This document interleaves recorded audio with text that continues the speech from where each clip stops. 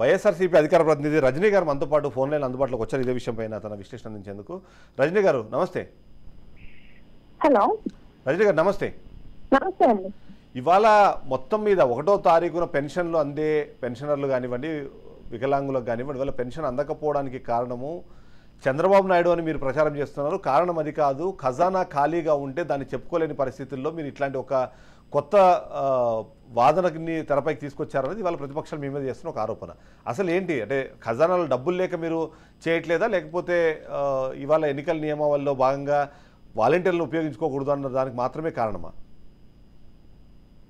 One thing అండి, ఇక్కడ clear గా చెప్తున్నారు, ఏదైతే జన్మభూమి కమిటీలు కాకుండా స్వచ్ఛందంగా ఎవరైతే బెనిఫిట్ పొందాలో వాళ్ళందరికీ ఇస్తున్నారు. జన్మభూమి కమిటీలో నా వాళ్ళకి ఇవ్వాలన్న నినాదంతో ప్రవర్తించారు చంద్రబాబు నాయుడు గారు. And at the same time ఆయన ఏంటంటే ఒక అవ్వ తాత కనుక చనిపోతేనే ఇంకొకరికి ఛాన్స్ ఇచ్చారు ఆ టైంలో. అండ్ ఆయన 1000 రూపాయలు అన్న పెన్షన్ ఒకేసారి ఎలక్షన్స్ వస్తున్నాయి అని చెప్పి 2019లో జనవరి, ఫిబ్రవరి, మార్చ్ 3 నెలలు కూడా ఒకేసారి అమాంతంగా 1000 రూపాయలు ఉన్నది 2000 చేసి ఒక పొలిటికల్ స్ట్రాటజీ చూపించాలి, దానివల్ల నాకు ఓట్లు వస్తాయని ఏదైతే పసుపు కుంకాలు కానివ్వండి, అంటే డ్వాక్రా మహిళలు కానీ ఈ పెన్షనర్స్ కానీ అట్లా మభ్య పెట్టాలని చూశారు. కానీ ప్రజలు అప్రమత్తంగా ఉన్నారు, ఆయనకు ఓటు రూపంలో బుద్ధి తీసుకొచ్చారు. ఇవాళ వాలంటీర్ వ్యవస్థ స్వచ్ఛందంగా సేవ చేస్తుంది. 1వ తారీఖున ఇలాంటి ఎప్పుడు కూడా మనం కని విని ఏ రాష్ట్రంలో కూడా, ఇక్కడే అని కాదు ఎక్కడ కూడా ఈ పాలసీసే లేవు. అలాంటిది 1వ తారీఖు వచ్చిందంటే పండగ అయినా కావచ్చు, అది సండే అయినా కావచ్చు, public holiday what ever it is, చిరునవ్వుతో తీసుకెళ్లి అవ్వాదాతలకు ఒక మనవళ్ళలాగా వాలంటీర్స్ అందిస్తున్నారు. అంతకుమించి వాళ్ళు ఏం చేయట్లేదు. అది ప్రమోషన్ ఎట్లా అవుతుంది? అది దాంట్లో తప్పే ఉందండి. ఇవాళ కూడా ఇంకొక నెలే కదా, ఏంటంటే ఈ ఒక్క నెల కూడా ఎందుకు ఇవ్వాలి అన్న ఖర్చు అనమాట. గడుపు ఖర్చు ఎట్లా తీసుకోవాలో తెలియక ఎలాగో ఆయన అనుచరుడు ఉన్నాడు కదా నిమ్మగడ్డ రమేష్ గారు, ఆయన సలహాల ప్రకారం ఇక షెల్ కంపెనీ ఉంది కదా, సిటిజన్స్ ఆఫ్ డెమోక్రసీ ద్వారా ఫిర్యాదు చేయించారు. ఇది కేవలం కడుపు మంట అని తెలిసిపోతుంది కదా.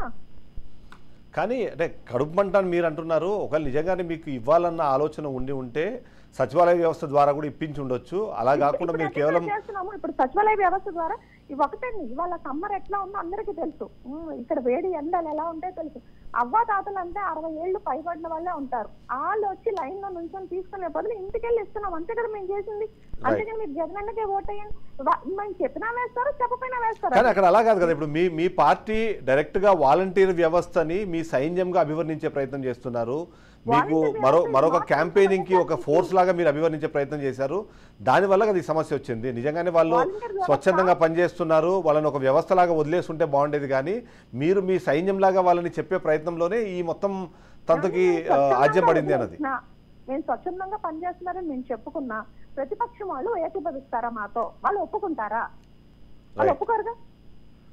కానీ మీరంతా మీరు చెప్పడం వేరు కదా. ఇప్పుడు జగన్మోహన్ రెడ్డి డైరెక్ట్గా ఒక ఈవెంట్ పెట్టి లేదా ఒక పెద్ద ప్రోగ్రాం పెట్టి మీరే నా రథసారథులు, మీరే నా బ్రాండ్ అంబాసిడర్లు, మీరెళ్ళి చెబితే ప్రజలు వింటారు అనేది ఒకటి. గతంలో మీరే నా రథసారథులు, మీరే నా బ్రాండ్ అంబాసిడర్ ఫర్ వాట్ అని చెప్పింది ఆ స్కీమ్స్ అన్ని వాళ్ళకి అందజేయటంలో, అంతేగాని ఈ ఎలక్షన్స్ టైంలో వర్క్ చేయమని కాదు. మీరు కూడా తప్పుగా మాట్లాడుతున్నారు. ఏదైతే స్కీమ్స్ అయితే సంక్షేమం ఉందో, ఎవరైతే బెనిఫిషియరీస్ ఉన్నారో, అది నాకు ఓటు వేసిన వాళ్ళైనా వేయకపోయినా, నా పార్టీ అయినా కాకపోయినా వాళ్ళకి మీరు అందించాలి. దానికి మీరు రథసారథులు, దానికి మీరు వారియర్స్ అని చెప్పారు. రైట్. సో అట్లా ఓన్ చేసుకోవడం వల్లనే ఇవాళ మరొకసారి, అంటే ఇప్పుడు గతంలో కూడా చాలా సందర్భాల ఆరోపణలు విన్నాం. మొదటిది స్థానిక సంస్థల ఎన్నికల సమయంలో కూడా ఇదే వాలంటీర్లు ఇంటికి వెళ్ళి వాళ్ళకి సంబంధించిన డబ్బులు లేకపోతే వాళ్ళకి సంబంధించిన పథకాలు అందజేసే క్రమంలో మీరు ఒకవేళ ఓట్లు వేయకపోతే ఈ పథకాలు ఆగిపోతాయి, ప్రతి ఒక్కటి మేము గమనిస్తున్నాము అని, ఓటు వేయకపోతే పథకాలు ఆగిపోతాయి అని ప్రచారం చేసి తెలుగుదేశం వాళ్ళు మున్సిపల్ ఎలక్షన్స్ టైంలో తెలుగుదేశం వాళ్ళు చేశారు. నేను కార్పొరేటర్ గా 8th డివిజన్ విజయవాడ తూర్పు నియోజకవర్గంలో నుంచున్నాను. నేను కార్పొరేటర్ గా కంటెస్ట్ చేశాను. ఆ టైంలో నాకేదైనా చిన్న డౌట్ వచ్చి వాలంటీర్ సచివాలయం వాళ్ళకి ఫోన్ చేసిన, మేడం ఇది రూల్స్ కి మేము చేయకూడదు మేడం, ఈ పీరియడ్ ఎలక్షన్ కోడ్ వచ్చింది కదా మేము చేయకూడదు. నాకే తెలియదు, ఎందుకంటే ఫస్ట్ టైం నుంచి కొంచెం అంటే ఇన్ఫర్మేషన్ కోసం నేను అడిగినది నాకు ఇదే సమాధానం చెప్పారు తప్ప, నేను పేర్లతో సహా చెప్తాను, ఏ సచివాలయం నంబర్ ఏ అడ్మిన్ చెప్పారో కూడా చెప్తారు. ధైర్యం నాకు అంత రిస్కర్స్ గా అంత స్టాండర్డ్స్ తో పనిచేశారు. ఎవరైనా ఇప్పుడు ప్రతిపక్షం ఇలాంటి మాటలు పుట్టించకపోతే ఇంకే మాటలు పుట్టిస్తుంది చెప్పండి? లేదు అంత బాగుంది, ఇదంతా బాగుంది, ఈ ప్రభుత్వం బాగుంది అని చెప్పదు కదా.